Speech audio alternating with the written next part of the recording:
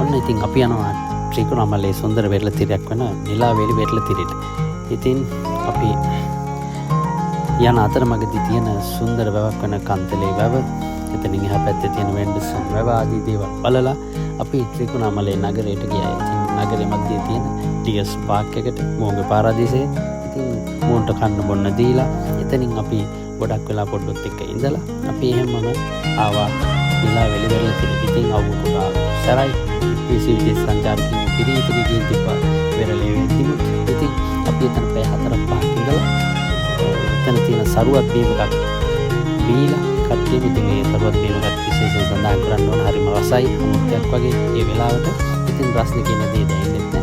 ඉතින් අපි ඉක්මනට ආවා වරාය අයින් ඉඳලා ඉර බහින දර්ශනය බලන්න. ඉතින් සුන්දර ඉර බහින දර්ශනේ ත්‍රිකුණාමලයේ වරාය ළඟ ඉඳලා බලලා එතෙන් එන විශාල නැව් ප්‍රේමපටි කම්මල වරාය උඩ ප්‍රමාණි බෝට්ටු ආදී දේවල් බලලා පොඩ්ඩක් සතුටු වුණා.